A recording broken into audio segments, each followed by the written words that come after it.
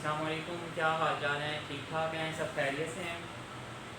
आज अल्लाह के फजल करम से हमारा फिफ्थ सेशन है मेडिकल काउंसिल एमएसएम पाकिस्तान का। और आज किंगडम एनिमेलिया हमने पढ़ना है। जैसे कि आप जानते हैं पिछले 7 सालों में यही सुना कि चैप्टर सबसे मुश्किल चैप्टर है, ठीक है, किंगडम प्लांटी के साथ।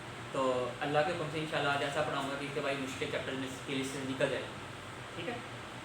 तो सबसे पहले इसका इंट्रोडक्शन, आज मुझे इंट्रोडक्शन में 15 मिनट्स लग जाएंगे। इंट्रोडक्शन सीधा बता दूँगा, फिर अंदर से आपको सारा कुछ समझ आ जाएगा। अगर इंट्रोडक्शन ही ना मैं एक्सप्लेन कर सका तो असल में टीचर्स इंट्रोडक्शन एक्सप्लेन करते नहीं है इसका। ये चैप्टर इंट्रोडक्शन बेस्ड है। अगर इसका इंट्रोडक्शन ना एक्सप्लेन किया जाए तो फिर बच्चे को आगे फर्दर समझ नहीं आता। तो इंट्रोडक्शन में आज मुझे 15 मिनट्स लगेंगे। तो इंट्रोडक्शन में सबसे पहले है आपको 3 चीज़ों का जरूर बताना चाहिए, इसको कंफ्यूज नहीं करना। बस ये मैं पीछे में इसकी देखना फिर व्हाट्सएप ग्रुप में सेंड भी कर दूँगी किसी को चाहिए। एक किंगडम, एक प्रोटिस्टा, एक प्रोटोजोआ और एक पैराजोआ। प्रोटिस्टा, प्रोटोजोआ और parazoa, they are similar but very different. देखने में सिमिलर है लेकिन बहुत डिफरेंट है। प्रोटिस्टा एक किंगडम है, जो किंगडम प्रोटिस्टा आपने पढ़ा हुआ है जिसमें अमीबा वगैरह आते हैं। और जो प्रोटोजोआ है उसका एक सब ग्रुप है जिसका दूसरा नाम होता है एनिमल लाइक प्रोटिस्ट, ठीक है। किंगडम प्रोटिस्टा क्या है? किंगडम है। प्रोटोजोआ क्या है? उसका सब ग्रुप है। प्रोटोजोआ का दूसरा नाम क्या होता है? Animal like protist. आपको पता है प्रोटिस्ट 3 तरह के होते हैं, एनिमल लाइक, प्लांट लाइक और फंगाई लाइक, ठीक है। जो एनिमल लाइक हैं उनका दूसरा नाम क्या है? प्रोटोजोआ। जो थर्ड वर्ड है वो उसने किंगडम एनिमेलिया के फर्स्ट पैराग्राफ में सेकंड लाइन में लिखा हुआ है, वो है पैराजोआ। प्रोटोजोआ भी उसने यहाँ पे लिखा हुआ है और पैराजोआ भी लिखा, प्रोटोजोआ से यहाँ लिखा हुआ है, पैराजोआ से नेक्स्ट पेज पे लिखा हुआ है, पेज नंबर 168 पे सेकंड पैराग्राफ की फर्स्ट लाइन में पैराजोआ। ये पैराजोआ क्या है? ये किंगडम एनिमेलिया से बिलोंग करता है। प्रोटिस्टा खुद एक किंगडम है, प्रोटोजोआ प्रोटिस्टा का एक सब ग्रुप है, ठीक है। और जो पैराजोआ है इसका प्रोटिस्टा से सिर्फ ये ताल्लुक है कि एवोल्यूशन की थ्योरी ऑफ एवोल्यूशन कहती है जो पैराजोआ हैं ये प्रोटोजोआ से इवॉल्व हो गए, ठीक है। ये पैराजोआ क्या है? सिंपलेस्ट एनिमल या सिंपलेस्ट मल्टी सेलुलर इंजेस्टिव हेटेरोट्रोफ्स। आप समझ आई? अभी मैं इसको और एक्सप्लेन करूँगा और समझ आ जाएगी। अब वापस चलते हैं हम फर्स्ट पेज पे। जो फर्स्ट पेज पे उसने यानी पेज नंबर 167 किंगडम एनिमेलिया का फर्स्ट पेज। अब वापस इस पे चलते हैं। इसमें अगर आप नीचे देखें इस डायग्राम को, फिर टेबल 10.1 को, ये जो फ्लो चार्ट है हमने सबसे नीचे से स्टार्ट करना है। उसने पहला वर्ड क्या लिखा हुआ है? प्रोटोटिस्ट एंसेस्टर्स लिखा हुआ है ना, ठीक है। मतलब किंगडम एनिमेलिया के जितने भी एनिमल्स हैं सारे के सारे कहाँ से इवॉल्व हुए हैं? प्रोटिस्टा से। प्रोटिस्टा के भी किस सब ग्रुप से? प्रोटोजोआ, ठीक है। तो प्रोटोजोआ से ये इवॉल्व हुए हैं। जो किंगडम प्लांटी है वो सारे के सारा जो इवॉल्व हुआ है वो प्लांट लाइक प्रोटिस्टा से इवॉल्व हुआ है। और ये कहाँ से इवॉल्व हुए हैं?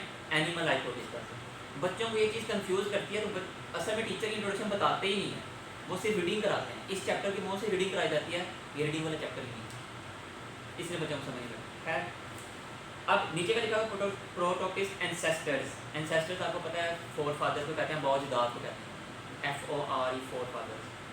तो एंसेस्टर क्या होते हैं? बौजदाद, नस्ल दर नस्ल का अगर पीछे की तरफ जाएंगे, दादा परदादा फिर परदादा, उसको। अब इन एंसेस्टर से 2 ग्रुप्स बनते हैं, पैराजोआ और यूमेटाजोआ। ये दोनों एनिमल्स हैं। पैराजोआ भी किंगडम एनिमेलिया का पार्ट है और यूमेटाजोआ भी किंगडम एनिमेलिया का पार्ट है।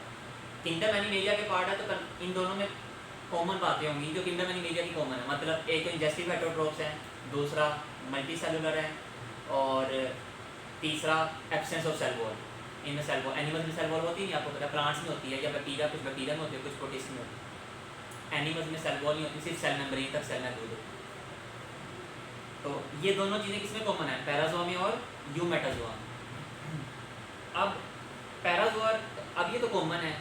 कंपैरिजन 2 चीज़ें होती हैं, सिमिलैरिटीज़ और डिफरेंसेस। सिमिलैरिटीज़ मैंने करवा दी आपको इन दोनों में, पैराजोआ में, यूमेटाजोआ में। तब डिफरेंसेस भी तो करवाने हैं ना। तो डिफरेंसेस क्या आएंगे इसके अंदर? एक मेन डिफरेंस है, parazoa simple multi cellular while eumetazoa complex multi cellular, ठीक है। Parazoa simple multi cellular and eumetazoa complex multi cellular. इसका मतलब क्या है? सिंपल मल्टी सेलुलर का मतलब है तो दोनों मल्टी सेलुलर हैं, सेल्स काफ़ी ज़्यादा दोनों के अंदर, मिलियंस, बिलियंस, ट्रिलियन, ठीक। लेकिन पैराजोआ में वो सेल जो है वो मिलके ऑर्गन्स और ऑर्गन सिस्टम भी बनाती है, अब कॉम्प्लेक्स नहीं बनाती। जिस तरह हमारे में कॉम्प्लेक्स है, नर्वस सिस्टम है, उसके बाद सेंसरी ऑर्गन्स बहुत कॉम्प्लेक्स हैं, आई है, आई के ऊपर बुक है, आई के ऊपर स्पेशलाइजेशन है, इसे आई स्पेशलिस्ट कहते हैं। हमारे रेस्पिरेटरी सिस्टम है, डाइजेस्टिव सिस्टम है। पैराजोआ के अंदर वो डाइजेस्टिव सिस्टम वगैरह इतना डिवेलप नहीं होता, सिंपल डाइजेशन, डिफ्यूजन, बस इसी चीज़ से काम चलता है। तो इससे ये सिंपल मल्टी सेलुलर है लेकिन सिंपल है। ठीक, जो यू मेटाजोआ है, यू का मतलब क्या होता है? ट्रू, जैसे यू कैरियोट जिनका ट्रू न्यूक्लियस होता है। तो ई और यू का मतलब क्या है? ट्रू, और metazoa means multi cellular. These are true multi cellular organism. यानी इन्होंने ट्रू मल्टी सेलुलर इसलिए कह रहे हैं कि इन्होंने मल्टी सेलुलर होने का हक अदा किया। आपने चैप्टर नंबर 1 में पढ़ा था, फर्स्ट ईयर चैप्टर नंबर 1 में, कि अगर सेल ज़्यादा हो तो सेल आगे जाके क्या बनाते हैं? फिर टिश्यूज़ आगे क्या बनाते हैं? ऑर्गन्स, फिर आगे क्या बनते हैं? Organ system. ठीक है, तो चूँकि इन्होंने ऑर्गन हैं तो मल्टी सेलुलर लेकिन ऑर्गन सिस्टम नहीं बनाए, तो पैराजोआ ने नहीं बनाए, तो वो फिर सिंपल मल्टी सेलुलर। क्योंकि यू मेटाजोआ ने बनाए तो ये क्या कहलाए? फिर true multi cellular, complex multi cellular. ठीक है जी, ये क्लासिफिकेशन में आपको ये क्लासिफिकेशन है, ये जो टेबल 10.1 है क्लासिफिकेशन है। मुझे 15 मिनट इसी पे जाते हैं, अगर मैंने आपको ये इसी तरह समझा दिया ना और आपने ये इसी तरह समझ लिया तो अल्लाह के तुमसे आपको आगे का कोई मुश्किल नहीं लगेगा। ये टेबल एक तरफ, आगे का सारा चैप्टर एक तरफ। ठीक है ना? अच्छा जी, अब पैराजोआ थोड़ा सा पढ़ लेते हैं। पैराजोआ में सिर्फ एक फाइलम आएगा हमारा, वो पोरीफेरा। आगे से डिटेल में पढ़ लेंगे, लेकिन जिसके बारे में इंपॉर्टेंट बातें बता देता हूँ जो हाई यील्ड है, जो आपको आनी चाहिए। एक तो दीज आर एसिमेट्रिकल, सिमेट्री कोई नहीं, शक्ल शुक्ल कोई नहीं, बेशक्ल है, समझ। ठीक है, इरेगुलर इन शेप। पोरीफेरा क्या है? इरेगुलर इन शेप है। इनको पोरीफेरा कहते हैं क्यों है? क्योंकि इनके तो पोर्स होते हैं बॉडी के अंदर, ओस्कुलम और ओस्टिया वगैरह होते हैं, वो बाकी पढ़ेंगे। ये मेन चीज़ है। ठीक हो गया, अब आगे आते हैं यू मेटाजोआ की तरफ। अब किसकी तरफ हम आएंगे? यू मेटाजोआ की तरफ, जो ट्रू मल्टी सेलुलर है, यानी जिन्होंने मल्टी सेलुलर का हक अदा किया, जिनमें टिश्यूज भी बने, ऑर्गन्स बने, ऑर्गन सिस्टम्स बने, और ऑर्गन सिस्टम की कॉम्प्लेक्सिटी की तरफ गए, जो हाइट पे चले गए। ये भी ऐसे है। और एक बात याद रखनी है, इस फ्लो चार्ट में हम जैसे जैसे ऊपर जाते रहेंगे और लेफ्ट में जाते रहेंगे, एनिमल्स कॉम्प्लेक्स होते जाएंगे। अब मैं आपको पढ़ के सुनाता हूँ। फॉर एग्जाम्पल, सबसे पहला कौन सा है? राइट साइड पर सबसे नीचे पोरीफेरा, पोरीफेरा से आगे नाइडेरिया, फिर प्लेटिहेल्मिन्थेस, फिर एस्केल्मिन्थेस, फिर मोलस्का, आर्थ्रोपोडा, एनीलिडिया। इस तरह कॉम्प्लेक्स होते होते, और एनिमल्स की पीक कौन सी है? कॉर्डेटा। एनिमल्स की पीक कौन सी है? कॉर्डेटा। ह्यूमन भी किसे बिलोंग करते हैं? कॉर्डेटा से। ये आपको पता होना चाहिए। ये किंगडम एनिमेलिया और प्लांटी, इन दोनों की खास बात है। आप चैप्टर के स्टार्ट से शुरू होते हैं और एंड तक जाते हैं, कॉम्प्लेक्सिटी बढ़ती जाती है। क्या? चैप्टर के स्टार्ट से शुरू होते हैं और चैप्टर के एंड तक जाते हैं तो कॉम्प्लेक्सिटी बढ़ती जाती है। मतलब ये नहीं कह रहा स्टडी मुश्किल हो जाती है, मतलब वो ऑर्गेनिजम्स कॉम्प्लेक्स होना शुरू हो जाते हैं। फॉर एग्जांपल, शुरू में पोरीफेरा में पढ़ेंगे, कोई ऑर्गन नहीं है इसमें, ना आई, ना ईयर, ना लंग्स, ना डाइजेस्टिव सिस्टम, कोई ऑर्गन नहीं। ठीक, आहिस्ता आहिस्ता ऑर्गन बनना शुरू हो जाएंगे, नर्वस सिस्टम डिवेलप होगा Aahista Aahista, circulatory system develop होगा Aahista Aahista, Aahista Aahista respiratory system develop होगा। डाइजेस्टिव सिस्टम शुरू में है ही नहीं, फिर उसके बाद रेडिएडियम में जाके सैक लाइक बनता है, फिर आहिस्ता आहिस्ता ट्यूब लाइक बनता है। तो चीज़ें ऐसे कॉम्प्लेक्स होती हैं। प्लांट्स में भी ऐसे ही है। प्लांट्स की भी बच्चों को समझ नहीं जाती, उसका इंट्रोडक्शन ऐसे नहीं दिया जाता। प्लांट्स में क्या होता है? शुरू में कुछ भी नहीं है, ना लीव्स हैं, ना फ्रूट्स हैं, ना सीड्स हैं, ना फ्लावर्स हैं। आहिस्ता आहिस्ता वो कॉम्प्लेक्स होना शुरू हो जाता है। ठीक है, आहिस्ता आहिस्ता लीव्स भी डेवलप होते हैं, चैप्टर के एंड तक जाना शुरू होते हैं, फिर सीड्स भी बनते हैं, फिर फ्रूट्स भी बनते हैं, और फ्लावर्स भी बनते हैं। ठीक हो गया। जो हमारा सेकंड ग्रुप है वो है यू मेटा। अब यू मेटाजोआ के आगे 2 फर्दर क्लासिफिकेशन है, मेन सब ग्रुप्स जो हैं वो क्या हैं? एक रेडिएटा और एक बाइलेटरी। रेडिएटा और बाइलेटरी। अच्छा, इनका दूसरा, रेडिएटा का दूसरा नाम होता है डिप्लोब्लास्टिक ऑर्गेनिज्म, और बाइलेटरिया का ट्रिप्लोब्लास्टिक। उनकी बोलने में से उनकी बोल, ठीक है। तो बाइलेटरी का दूसरा नाम क्या है? बाइलेटरिया, ट्रिप्लोब्लास्टिक। ठीक, अब रेडिएटा और बाइलेटरिया हम कहते हैं किस बेस पे? सिमेट्री की बेस पे। पोरीफेरा होते हैं एसिमेट्रिकल, इनकी सिमेट्री है, सिमेट्री की बेस पे इनकी 2 डिफरेंट सिमेट्री है। रेडिएटा, अच्छा, और जो बाइलेटरिया, सॉरी, जो कहते हैं डिप्लोब्लास्टिक और ट्रिप्लोब्लास्टिक, वो किस बेस पे कहते हैं? वो कहते हैं नंबर ऑफ एम्ब्रियोलॉजिकल लेयर्स की बेस पे। डिप्लोब्लास्टिक में 2 एम्ब्रियोलॉजिकल लेयर्स हैं और ट्रिप्लोब्लास्टिक में 3 एम्ब्रियोलॉजिकल लेयर्स हैं। ठीक है, वो भी आपको डिटेल में बताऊँगा कौन कौन। तो ये कॉन्सेप्ट आपको क्लियर होना चाहिए। जिस बच्चे को क्लासिफिकेशन नहीं ना आती, उसको कुछ नहीं आता इस चैप्टर में, चाहे वो प्लांटिंग चैप्टर है चाहे वो एनिमल है। और इंशाल्लाह अल्लाह पाक के हुक्म से आगे प्लांटिंग की पढ़ा दूंगा विद इन अ वीक और 2 वीक।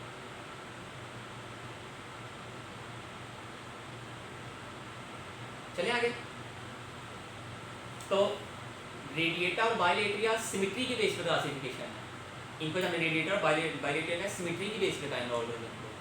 रेडिएटा को अगर डिप्लोब्लास्टिक का है तो वो उसकी एम्ब्रियोलॉजिकल लेयर्स की बेस पे का है कि जब वो बर्थ होने से पहले एम्ब्रियोलॉजिकल लाइफ में फीटल लाइफ में थे, उनमें सिर्फ 2 लेयर्स, एक्टोडर्म और एंडोडर्म।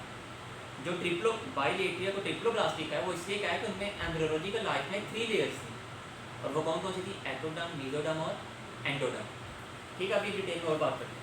रेडिएटा, अब समझ रेडिएटा का, रेडिएटा इनको रेडिएटा इसलिए कहते हैं कि अगर रेडियस में डिवाइड करें ना किसी भी प्लेन में इक्वल हाफ में डिवाइड हो जाए। जैसे क्रिकेट की बॉल है, टेनिस बॉल है, हार्ड बॉल है, कोई भी ले, उसको चाहे हम अगर फॉर एग्जाम्पल बॉल ऐसे पकड़ी है, उसको मैं हॉरिजॉन्टली कट करूँ, उसको मैं वर्टिकली कट करूँ, उसको मैं ओब्लिकली कट करूँ, चाहे मैं उसको ट्रांसफर्स कट करूँ, हर लिहाज से उसके हाफ के बनेंगे इक्वल होंगे। आवाज़ नहीं आ रही जरा। मिरर इमेज बनेगी, ठीक है ना। तो जब किसी भी प्लेन में कट करेंगे तो वो मिरर इमेज बनेगी। तो ये रेडिएट है। बायलेटरिया में क्या होता है, उसमें बॉडी को सिर्फ एक प्लेन में हाफ करेंगे तो मिरर इमेज बनेगी। रेडिएटा में किसी भी प्लेन में कर लें, जितना मैं एग्जांपल की ट्रांसफर्स कर लें, हॉरिजॉन्टल कर लें, ऑब्लिक कर लें, वर्टिकल कर लें, किसी में भी कर लें, रेडिएटा में किसी भी प्लेन में करेंगे तो वो मिरर इमेजेस बनेंगे। जो बायलेटरिया में सिर्फ एक प्लेन में करेंगे तो मिरर इमेज बनेगी। फॉर एग्जाम्पल हम लोग बायलेटरी हैं, तो अगर ह्यूमन बॉडी को सेंटर से कट किया जाए, हम बायलेटरी में आता है ना, कैसे वाला, ये जो बायलेटरी है इसमें लेफ्ट साइड का लिखा हुआ है सीलोमेट्स।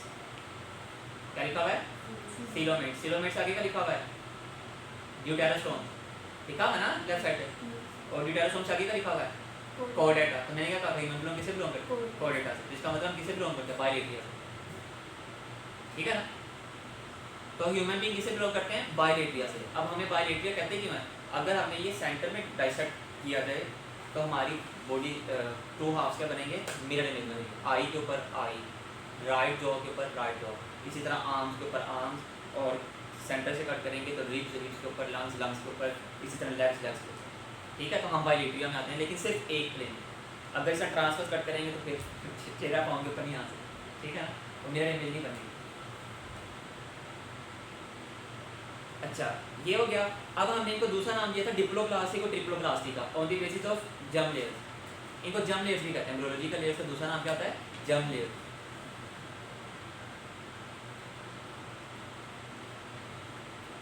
ये उसने पेज नंबर 170 पे एक्सप्लेन किया हुआ है, डिप्लोप्लास्टिक एंड ट्रिप्लोप्लास्टिक। और मैंने बस ऐसे ही एक्सप्लेन कर देना, समझा देना। अब जो डिप्लोप्लास्टिक हैं, ये इनकी 2 लेयर्स है। डाई मीन्स 2 लेयर्स हैं कौन कौन सी? एक्टोडर्म, या पहले से कहते हैं ट्रिप्लोप्लास्टिक डिस्कस कर लेते हैं, फिर एक निकाल देंगे डिप्लोप्लास्टिक करना। ट्रिप्लोप्लास्टिक में 3 लेयर्स हैं, बाहर वाली एक्टोडर्म, सेंटर वाली मेसोडर्म, सबसे अंदर वाली एंडोडर्म। जो अंदर एंडो मीन्स इनसाइड और एक्टो मीन्स आउटसाइड। तो अब ये जो 3 लेयर्स हैं, याद रखना है हमने से किसी में लेयर्स नहीं है, ये सिर्फ एम्ब्रियोलॉजिकल लाइफ में, बर्थ के बाद ये लेयर्स खत्म हो जाती है। ये इनका काम सिर्फ एम्ब्रियो होता है सिस्टम बनाना।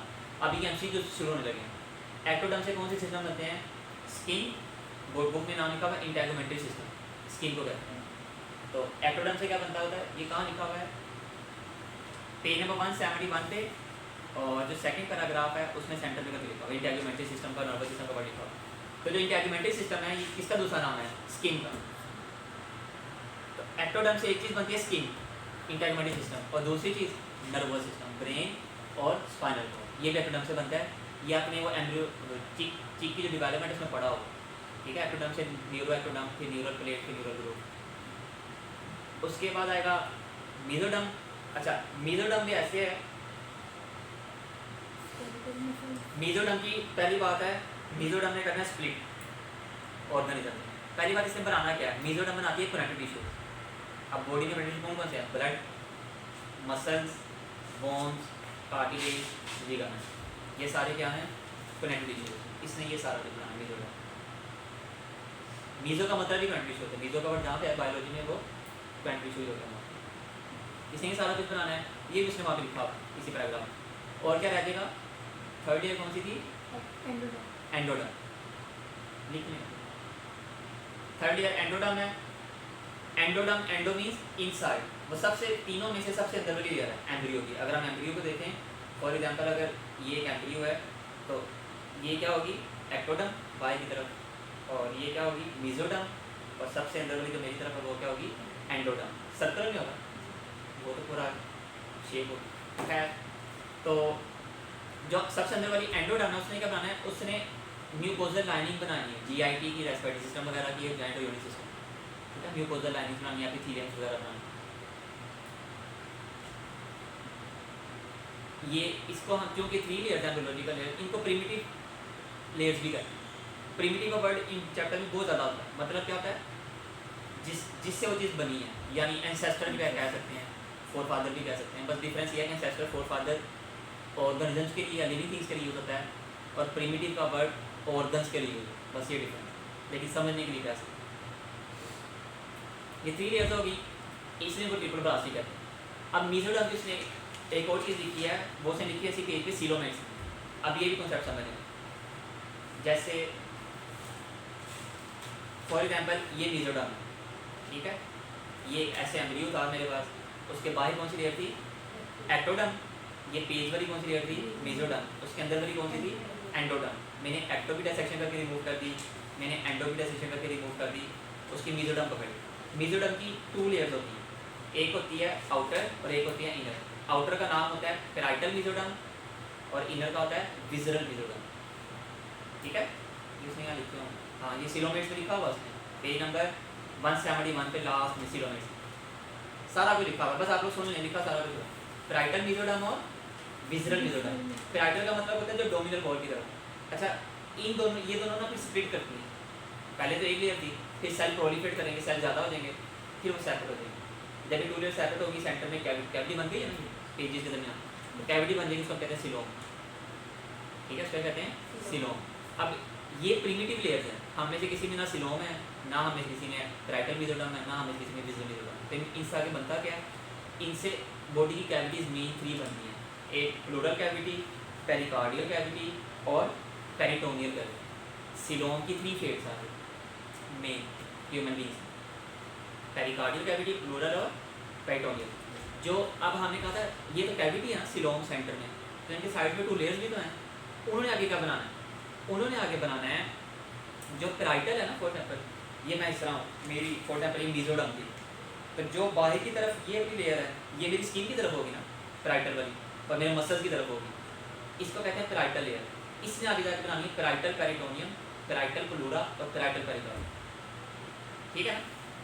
और बुक में लाने के लिए ये वाली लेयर किस तरफ होती है, बॉडी वॉल की तरफ होगी, सारी बात है, एब्डोमेन के अंदर पड़ी बॉडी वॉल की तरफ होगी ना, बाहर की तरफ है, एब्डोमेन के बाहर की तरफ बॉडी वॉल है, बॉडी वॉल में क्या क्या होगा स्किन, सर्कुलर टिश्यू और मसल वगैरह, ठीक है। और जो ये इनसाइड वाली लेयर किसका क्या नाम था, विसरल लेयर। विसरा क्या होता है, ऑर्गन को कहते हैं, जैसे स्टमक एक विसरा है, जीआईटी विसरा होते हैं, लीवर एक विसरा है, ऑर्गन को कहते हैं, और गॉल ब्लैडर एक विसरा है, इस तरह डाइजेशन, और यूट्रस एक विसरा है, ओवरी है विसरा है, और टेस्टिस विसरा है, फैलोपियन ट्यूब विसरा है, प्रोस्टेट एक विसरा है, ठीक है। तो विसरल लेयर किसकी तरफ होगी, ऑर्गन्स की तरफ होगी, विसरा ऑर्गन, ये ऑर्गन की तरफ होगी, इसको विसरल क्या कहते हैं, मेसोडर्म कहते हैं, विसरल मेसोडर्म। इसने बाकी क्या बनाना है, एब्डोमेन में बनाएगी विसरल पेरिटोनियम, लंग्स में बनाएगी विसरल प्लूरा, हार्ट में बनाएगी विसरल पेरिकार्डियम, ठीक हो गया। तो ये उसने सिलोमेट्स में सारा समझाया हुआ है। अब ये वो कहता है कि अगर, अच्छा ये याद रखना है, चलिए क्लासिफिकेशन की तरफ दोबारा आते हैं, तो समझाने के लिए आता है पेज नंबर 167 पे। जो बाइलेटरी है, हमने डेटा तो थोड़ा सा पढ़ लिया ना, अब बाइलेटरिया पे आ गए। बाइलेटरिया में 3 क्लासिफिकेशन है, एसिलोमेट्स, स्यूडोसिलोमेट्स और तीसरे का लिखा सिलोमेट्स, ठीक है। तो 3 क्लासिफिकेशन है।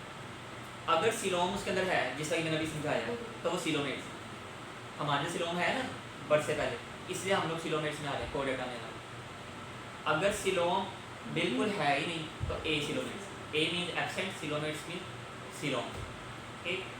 और जो सेंटर में वो क्या है, सीडोसिलोमेट्स, मीन उसमें फॉल्स सिलोम है। सिलोम है, कैविटी है, लेकिन फॉल्स है, उसे फॉल्स क्यों कहते हैं? फॉल्स कहते हैं कि मैं टांगे नहीं, आंखें नहीं है, क्या नहीं है? उसकी रीज़न ये होती है कि उनकी जो सिलोम होती है उसमें एपिथेलियम लाइनिंग नहीं होती। यानी फॉर एग्जांपल अगर ये सिलोम है ना, ठीक है, तो यहाँ पे आपको पता है बॉडी वॉल में एपिथेलियम होती है, उसको सिलोमिक एपिथेलियम कहते हैं। इनमें सिलोमिक एपिथेलियम नहीं होती, सिर्फ लेयर्स ही होती है प्लांट जो कि एपिथेलियम नहीं, इसलिए फॉल्स है। उसमें लिखी हुई है ये लाइन सीडोसिलोमेट्स, पेज नंबर 171 पे, ठीक है, घर जाके पढ़ लीजिएगा। तो उनमें जो कि सिलोमिक एपिथेलियम नहीं है तो इनको सीडोसिलोमेट्स कहते हैं। सिलोमिक एपिथेलियम का फंक्शन क्या होता है?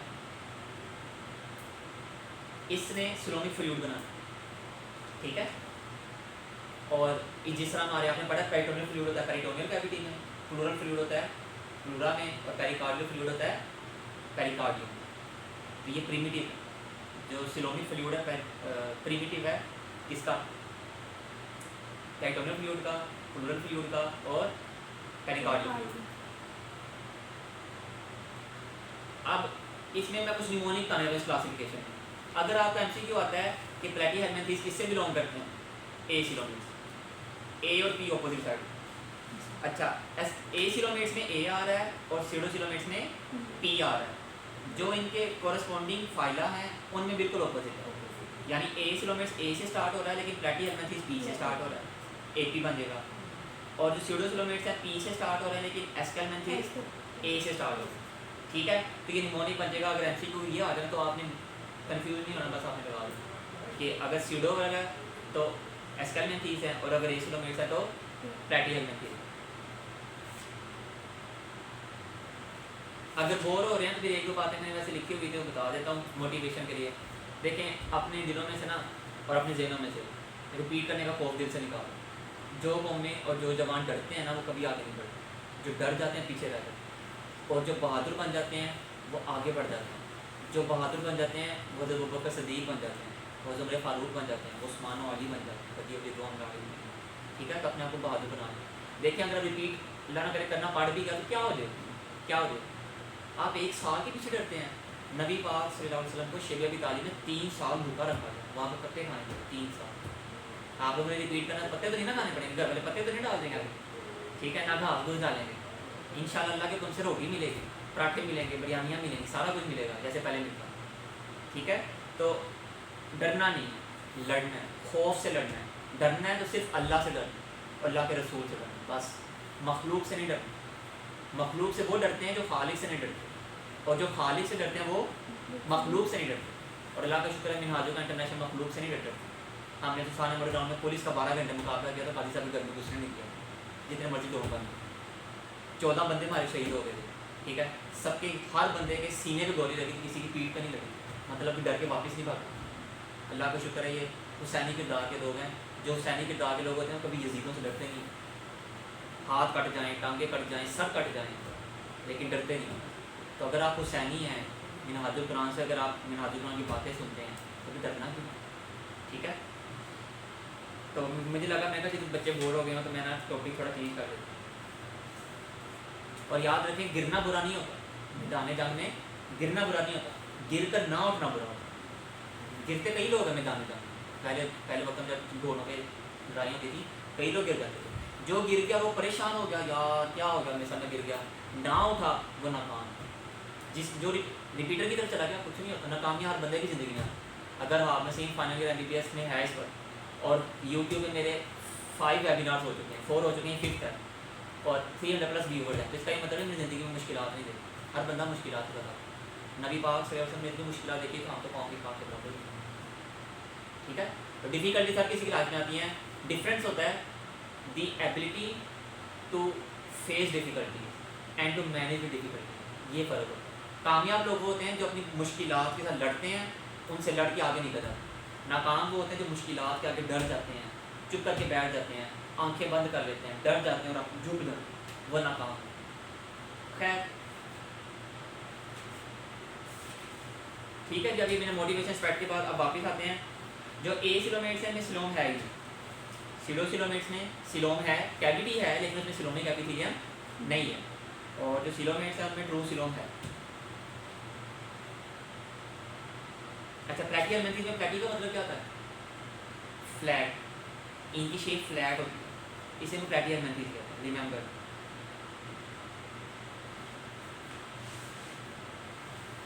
अच्छा, पता ही मैंने आपके सेंटेंस लिखवाया कि लिखवाया, पैराज़ोआ सिंपलेस्ट एनिमल्स, ठीक है ना? ये बुक में सही जगह कहीं ना कहीं लिखा हुआ है।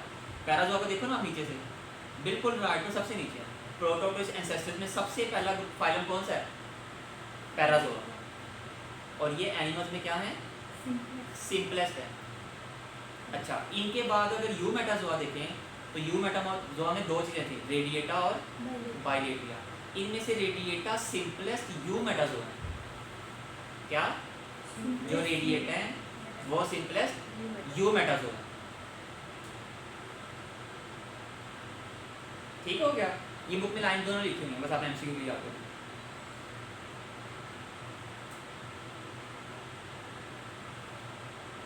और एक चीज़ याद रखनी है, जो रिप्रोडक्शन है वो भी ए सेक्सुअल से आहिस्ता आहिस्ता सेक्सुअल होना शुरू हो जाएगा। किंगडम एनिमल में स्टार्टिंग एक बार शुरू में बोथ होंगी, asexual as well as sexual reproduction, फिर आहिस्ता आहिस्ता ए सेक्सुअल खत्म होती जाएगी थ्योरी ऑफ एवोल्यूशन के मुताबिक, और सेक्सुअल स्टार्ट होना, फिर एंड में सिर्फ फीमेल ही रह जाएंगे प्योरली सेक्सुअल।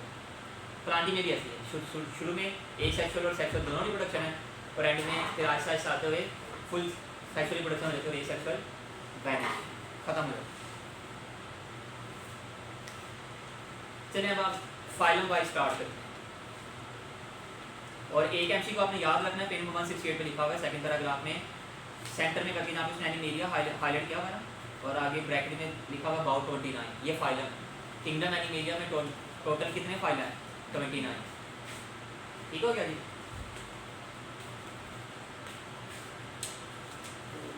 ये जो प्रोटेरोस्टोमी है ड्यूटेरोस्टोमी, ये मैं आपको सिर्फ डायग्राम से समझा देता हूँ, टेबल नहीं मैं पढ़ना चाहता। मैं डायग्राम लवर हूँ, और मैंने आपको अपने फर्स्ट सेशन में बताया था कि डायग्राम और ग्राफ वगैरह इक्वेशन वगैरह सही तरह पढ़ा करें। जो कई चीज़ें सही तरह पढ़ लेता है ना, उसके कॉन्सेप्टों की मार नहीं देता, कन्फर्म मार नहीं सकते कॉन्सेप्ट, कोई उसको कॉन्सेप्ट में हरा नहीं सकता। और जो इनको पढ़ते नहीं है वो किसी से जीत नहीं सकते। ठीक है? जो डायग्राम नहीं पढ़ता, इक्वेशन नहीं पढ़ता। अच्छा, खैर पहले इन दोनों को मैं कंपैरिजन में बताऊंगा। डायग्राम पेज नंबर 170 पे फिगर 10.2 एक प्रोटोस्टोम्स हैं और ड्यूटेरोस्टोम्स हैं। प्रोटोस्टोम्स में स्पाइरल क्लीवेज होगी। क्लीवेज क्या होती है? यहाँ पे वैसे क्लीवेज का मतलब होता है काटना, यहाँ पे माइटोसिस के लिए यूज होता है। ये एम्ब्रियोलॉजी है सारी, ये जब डायग्राम पढ़ें क्या पढ़ें? एम्ब्रियोलॉजी पढ़ें, स्टडी ऑफ एम्ब्रियो, बर्थ होने से पहले। तो ये हम क्या पढ़ें? एम्ब्रियोलॉजी। क्लीवेज के यहाँ पे किस लिए यूज होती है? माइटोसिस के लिए, नंबर ऑफ सेल्स इंक्रीज करने के लिए। इसमें जो नंबर ऑफ सेल्स इंक्रीज होते हैं वो स्पाइरल फॉर्म में होते हैं। स्पाइरल का मतलब कर्व, ठीक है? कर्व फॉर्म में होते हैं। स्पाइरल क्लीवेज होती है, जो ड्यूटेरोस्टोम्स होते हैं उनमें रेडियल क्लीवेज होती है अलोंग द रेडियस, सेंटर से आउटवर्ड। उसके बाद ये एक डिफरेंस हो गया। और याद रखना है, इसी डायग्राम में नीचे लिखा हुआ है, जिनमें स्पाइरल क्लीवेज होती है मतलब प्रोटोस्टोम्स में, वो डिटर्मिनेट होते हैं। वो जाते हैं डिटर्मिनेट, मतलब बस इसको लफ्ज़ को याद रखना, आएगा तो नहीं वैसे, लेकिन फिर भी कॉन्सेप्ट बनाने, क्योंकि मुझे पता है फर्स्ट ईयर वाले बच्चे भी सुनेंगे जिन्होंने एफएससी पेपर देना है। आप लोग तो क्या हैंडीकैप। डिटर्मिनेट का मतलब है वहाँ पे सेल, उन सेल्स के बारे में डिसीजन है कि उन्होंने आगे क्या बनना है। कौन से राइट साइड वाले सेल्स ने नर्वस सिस्टम बनाना है, साल के तौर पर, लेफ्ट साइड वाले सेल्स ने रेस्पिरेटरी सिस्टम बनाना है, पोस्टीरियर सेल्स ने स्काइरल सिस्टम बनाना है। इसका ही मतलब डिटर्मिनेट। बस इतना याद रखने से ज़्यादा इसी गहराई में नहीं जाना। ये टीचर को बता था मैंने बच्चों को कितनी गहराई में लेके जाने, कितनी नहीं लेके। अगर ज़्यादा मैं ले जाऊँगा फिर आप लोग बुलबुल में फंस जाएंगे, फिर मैं भी नहीं निकाल सकूँगा। ठीक है ना? और जो नीचे रेडियल का मतलब ड्यूटेरोस्टोम्स हैं, उनमें रेडियल सिमेट्री है, और वो क्या होते हैं? इनडिटर्मिनेट। मतलब वहाँ पे सेल्स का डिसीजन नहीं होता, वो बाहर जाकर डिसीजन होता है सेल ने, उन सेल्स ने आगे जाके क्या बनाना है? जीआईटी बनाना है, इंटेस्टाइन बनानी है, स्टमक बनाने हैं, हार्ट बनाना है, पेरिकार्डियम बनानी है, नर्वस सिस्टम बनाना है, लेग्स बनानी है, आर्म्स। अच्छा, खैर अब आप इस डायग्राम की तरफ आते हैं। अब इन दोनों डायग्राम को देखें, इन दोनों में अपर साइड पे क्या है? ब्लास्टोपोर ने लेबल किया, ये में। और इन ब्लास्टोपोर से क्या करना होता है? माउथ और एनस, टू कैविटीज बनी। पोर है ना, इसका नाम क्या? पोर। और ब्लास्ट का मतलब बायोलॉजी में डिवीजन के लिए होता है, माइटोसिस। जो क्लीवेज का मतलब है वही ब्लास्ट का मतलब, इसलिए इसको ब्लास्टोपोर कह रहे हैं कि ये डिवीजन से बना होता है सेल। एम्ब्रियोलॉजी में होती क्या है? माइटोसिस। इसलिए आपने ब्लास्टुला भी पढ़ा था, एम्ब्रियो की डेवलपमेंट, क्योंकि उसमें भी चूँकि रैपिडली डिवीजन हो रही होती है, माइटोसिस होती है, इसलिए वो क्या होता है ब्लास्टूला कहते हैं। आगे ब्लास्टोसील भी आएगा, मतलब ब्लास्टूला में जो कैविटी है वो ब्लास्टोसील है। सी मीन्स कैविटी, ठीक है। तो ये ब्लास्टोपोर है। अब एक डिफरेंस याद रखना है, जो ये ब्लास्टोपोर है ना, ये प्रोसोसोम्स में माउस बनाते हैं। ये इसमें लिखा हुआ है ना, सेंटर में डायग्राम में लिखा है, जहाँ पे वो उसमें ग्रीन कलर का वो हमने सेक्शन बनाया, इसके बिल्कुल ऊपर लिखा है माउस डिवेलप्स फ्रॉम ब्लास्टोपोर।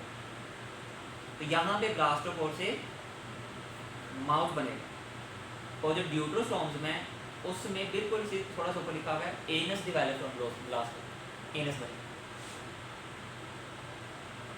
और एक बात याद रखनी है, कोई चैप्टर अगर आपसे ना क्लियर हो एनिमेलिया का, प्लांटी का, इसमें से आपने ह्यूमन बायोलॉजी जरूर पढ़नी, मतलब ह्यूमन रिलेटेड जहाँ पे होंगे। अब ये जो सारा है ना, ये ह्यूमन रिलेटेड नहीं है, लेकिन फिर मैं चारों पढ़ा दूँ तो ये एफएससी के लिहाज से ज़रा इंपॉर्टेंट। अब आगे चलते हैं, ये इसने सिलोम भी बनाई। अच्छा याद रखना है, सिलोम उसने प्रोसेसोम लिखा है, coelom originate from mesodermal split, जैसे मैंने आपको भी समझाया कि मेसोडर्म स्प्लिट करेगी, प्राइटर मेसोडर्म बाहर, बेसल मेसोडर्म अंदर, सेंटर में क्या रहेगी सिलोम। ये इसने सिलोम का वो कंसेप्ट दिया हुआ। ये किस में होता है प्रोसोसोम, सॉरी प्रोटेरोसोम। और सिलोम ड्यूटेरोसोम्स में कैसे बनेगी, उसने लिखा coelom originate from gut output, जो जीआईडी बन रहा होता है उसी से आगे आउटपुट बन जाती है सिलोम में। सिलोम आगे जाती क्या बनाती है, नहीं एडल्ट में क्या बनाती है, ये तो बच्चे में होती है, गरीब में होती है, पैदा होने से पहले। अभी तो बता गए सिलोम में कैविटी है ना, जिसमें आगे क्या बनानी, कैविटीज बनानी है, peritoneal cavity, plural cavity, pericardial cavity, ठीक है जी।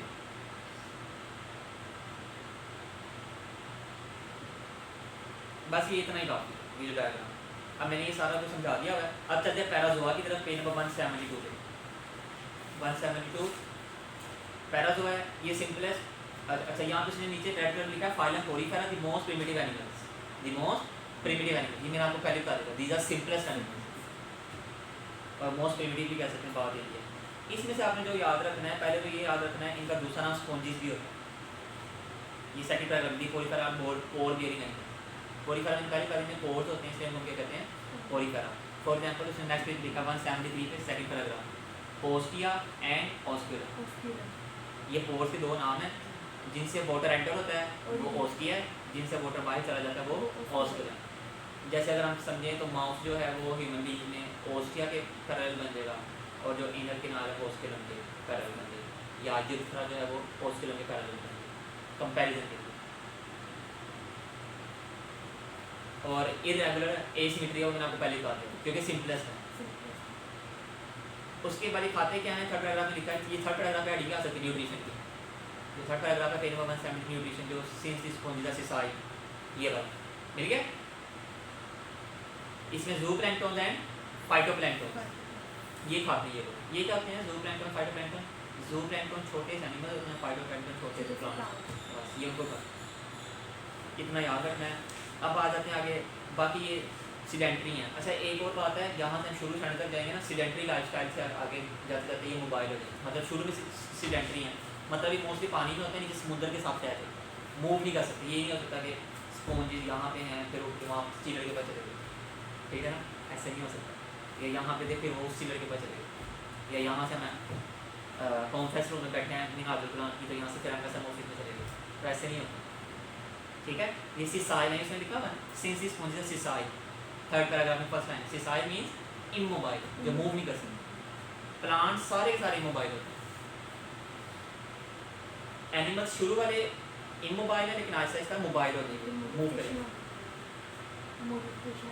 ये मॉडिफिकेशन है, ये एवोल्यूशन है। असल में दोनों चैप्टर्स ने एवोल्यूशन की बेस पर बनाए हैं।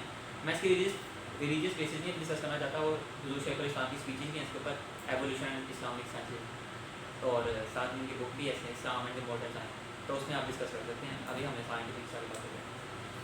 आगे आएगी रिप्रोडक्शन। तो मैंने शुरू में बता दिया था, शुरू में एसेक्सुअल सेक्सुअल दोनों होगी, और एसेक्सुअल खत्म और सेक्सुअल आएगी। एसेक्सुअल रिप्रोडक्शन इसमें कौन सी होती है, बडिंग होती है। ये आपको आनी चाहिए, कम से कम एफएससी की स्टूडेंट आनी चाहिए, शॉर्ट क्वेश्चन इंपॉर्टेंट है। बडिंग, व्हाट इज बडिंग, ये इस टॉपिक चैप्टर में से भी आ सकता है, और सेकेंडरी के बच्चों को जो बडिंग है ये रिप्रोडक्शन वाले चैप्टर से भी आ सकता है। चैप्टर नंबर 18 जो है सेकेंडरी की बायोलॉजी, ठीक है, वहाँ पे बडिंग लिखी है सेक्सुअल रिप्रोडक्शन। ये बडिंग होती है, बडिंग क्या होता है, फॉर एग्जांपल ये एक ऑर्गेनिज्म है, फॉर एग्जांपल साइकोन, ये साइकोन है, इसके यहाँ पे भी सेल प्रोलिफरेट करेंगे और एक बड बना देंगे। बड का मतलब थैली सी बन है, जैसे कि बॉल बैटर होता है, और यहाँ पे बड प्रोलिफरेट करेंगे और एक थैली सी बना देंगे। यहाँ पे बड प्रोलिफरेट करेंगे और एक थैली से बना देंगे। इनको हम सॉरी सेल्स प्रोलिफरेट करेंगे और थैली बना देंगे, इसको बड करेंगे। एक बर्ड, दूसरा, तीसरा, सबने दाने बन देंगे। अब ये जो बर्ड्स हैं ये क्या होंगे, यहाँ से आहिस्ता आहिस्ता अलग हो जाएंगे, नीचे ज़मीन में जाके फिक्स, अलग हो जाएंगे, ज़मीन में जाके फिक्स, अलग हो जाएंगे, ज़मीन में जाके फिक्स। तो पहले एक ऑर्गन तक कितने बन गए, टोटल 4 हो गए, 1 से 3 बने। ना मेल सेक्स ऑर्गन यूज़ हुए, ना फीमेल सेक्स ऑर्गन यूज़ हुए, तो एक सेक्सुअल। अगर मेल और फीमेल सेक्स ऑर्गन यूज़ होंगे तो सेक्सुअल है, नहीं तो एक सेक्सुअल। और बडिंग को माइटोसिस में भी एक्सप्लेन किया जाता है, क्योंकि माइटोसिस से होती है। अच्छा जी, अच्छा उसमें एक यहाँ पे गैम्यूल्स लिखा हुआ है, इंटरनल बर्ड्स को हम गैम्यूल्स कहते हैं। ये मैंने आपको बताया एक्सटर्नल बर्ड्स हैं, बॉडी के साइड भी बर्ड्स बन सकते हैं, ठीक है। अगर वो इंटरनल बनेंगे तो वो गैम्यूल्स हैं बस, और भी रॉकेट साइंस नहीं है इसमें। आवाज़ सही आ रही है। उसके बाद आएगा, अब जो लास्ट पैराग्राफ है वो है सेक्सुअल रिप्रोडक्शन का, कि स्पॉन्जीज में या पैराज़ोआ में या पोरीफेरा में सेक्सुअल रिप्रोडक्शन किस तरह होती है। तो एक इसमें टर्मिनोलॉजी लिखी है हर्मैफ्रोडाइट, ठीक है जी, और दूसरी लिखी है प्रोडेंटस। हर्मैफ्रोडाइट होता है एक ऐसी बॉडी जिसके ऊपर मेल और फीमेल सेक्स ऑर्गन्स दोनों हैं, ठीक है।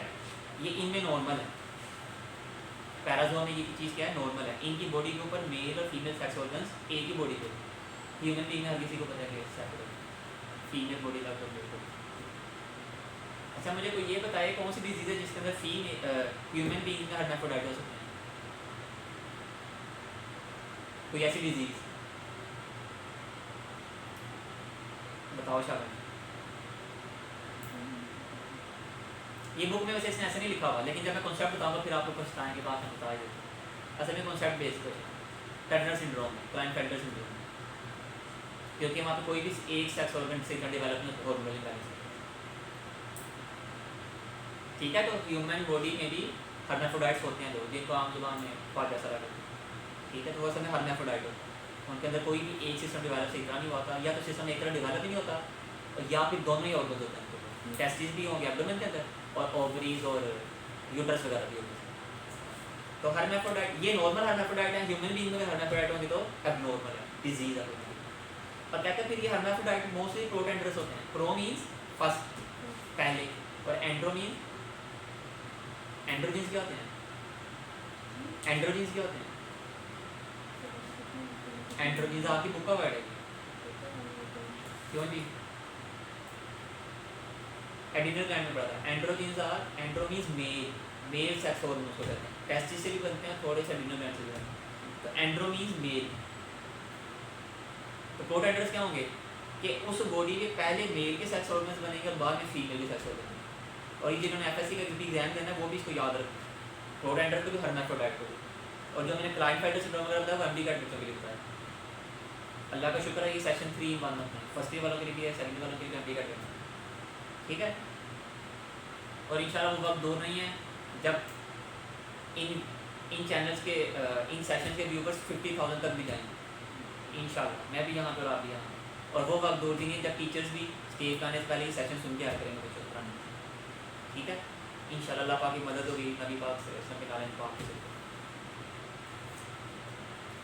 तो बस आगे फर्टिलाइजेशन वगैरह होगी, आगे कुछ भी इसमें खास नहीं है। आगे एग्जांपल्स हैं और इम्पोर्टेंस हैं, इसमें कुछ भी खास इंपॉर्टेंट नहीं, इसमें से कुछ भी नहीं आना चाहिए एमडी कैट में, एग्जाम्पल में, स्पॉन्जिस में। आगे जाते रेडिएटा की तरफ, अब मैंने सारे इंपॉर्टेंट पॉइंट बताने हैं। रेडिएटा बता के तो मैंने सेशन कंप्लीट कर देना, फिर नेक्स्ट सेशन में हम बाकी डिस्कस करेंगे बायोलॉजी। जो ग्रेड रेडिएटा है इसका दूसरा नाम क्या है, सिलेंट्रेटा, फाइलम सिलेंट्रेटा, नाइडेरिया भी कहते हैं इनको, और डिप्लोप्लास्टिक को हमने पहले एक्सप्लेन कर दिया। इनमें फर्स्ट अगर आपने लिखा नाइडोसाइट्स है, निमैटोसिस्ट है। निमैटोसिस्ट का उसने फंक्शन यहाँ नहीं एक्सप्लेन किया, लेकिन उसने चैप्टर नंबर 12 में किया।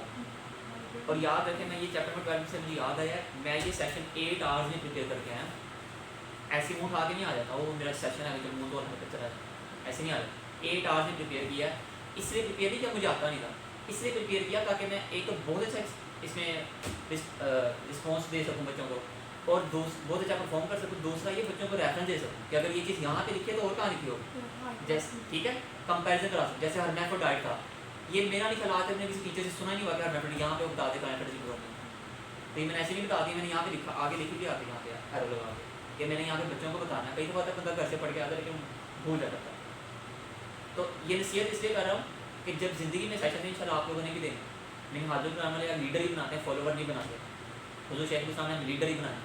अगर हम फॉलोवर होते कभी यहाँ पे ना बैठते और कभी यूट्यूब पे लेक्चर डिलीवर करते। और हमारे 300+ व्यूवर्स ना, अगर 1.5 महीने में 300+ व्यूवर्स हैं तो more than we are satisfied. ऐसे ऐसे इंशाल्लाह बढ़ते जाए। ठीक है, जंग बदर से 313 साल हो गए तो हमारे भी 300+ व्यूवर्स थे। तो नबी पाक सल्लल्लाहु अलैहि वसल्लम घबराए नहीं थे कि मेरी तबलीग असर ही नहीं, शुरू में से हम पॉजिटिव माइंडेड हैं, ऑप्टिमिस्टिक। खैर, तो मैं चैप्टर नंबर 12 की बात करते हैं। निमेटोसिस होते हैं, चैप्टर नंबर 12 में एक्सप्लेन सही तरह किए हैं। कहते हैं निमेटोसिस सेल्स होते हैं, इनको से स्टिंगिंग सेल्स भी लिखा हुआ है। स्टिंग का मतलब डंग मारना, जैसे हनीबी वगैरह डंग मारती है या वैस डंग मार। ठीक है, हनीबी को उर्दू में कहते हैं शहद की मछली और वैस को पोंड। ठीक है, भेड़ उर्दू में भेड़ और पंजाबी में पोंड। इस सारे वर्ड मैं ऐसे बोलता हूँ कि मैं ऐसे ही हटा सकता हूँ। मैंने कौन सी बरासियात नाला करीमा सीखी हुई है तो मैं ऐसे ही हटा सकता हूँ, लेक्चर मैंने बोर करना नहीं। तो निमेटोसिस है, निमेटोसिस के स्टिंगिंग सेल होते हैं। वो कहता है कि ये रेडिटा की क्लासिक एग्जांपल क्या है, हाइड्रा। उसने बुक्स में कई जगह हाइड्रा ही क्लासिक एग्जांपल करके शो किया हुआ है। अच्छा, एनीमिलिया की खास बात यह है इसके कई ऑर्गन डिफरेंट चैप्टर में डिस्कस होंगे।